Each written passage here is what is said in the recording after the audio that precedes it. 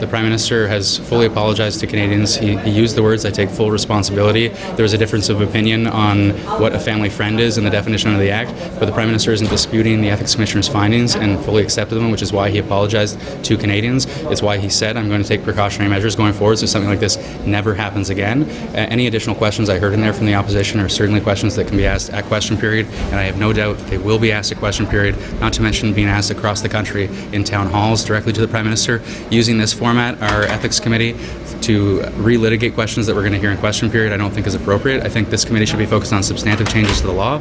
I look forward to having the Ethics Commissioner here before us tomorrow. We're going to hear those questions from the opposition and from us about how the law should further change, how we can better protect or better hold our governments to account going forward and ensure there are no loopholes in conflict of interest acts. But beyond that, I think that's where we should be focused as an Did the PMO tell you how to vote? Did the PMO tell you how to vote?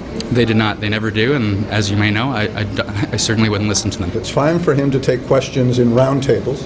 It's fine for him to take questions in town hall meetings, but he also has an obligation as a member of Parliament who has been found guilty of 4 serious violations of the Conflict of Interest Act and Code to respond and to meaningfully answer questions from his colleagues in the House of Commons. But I think it's pretty obvious that the Liberal members of the committee are towing a line set earlier today by the Prime Minister in his news conference, where he said he didn't want to get involved in the Ottawa news bubble and partisan politics.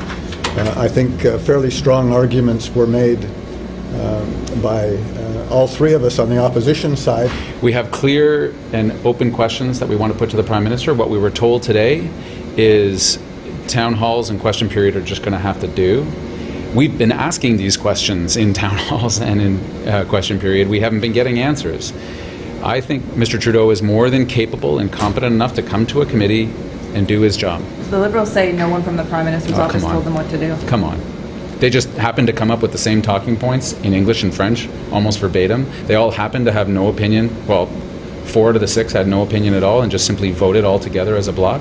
Come on. This is what it was. Of course, and we admit to the fact that a Prime Minister showing up committee would be a serious thing. I take that seriously, as I take the ethics of the government and of all parliaments seriously. Let's treat this thing with its proper respect.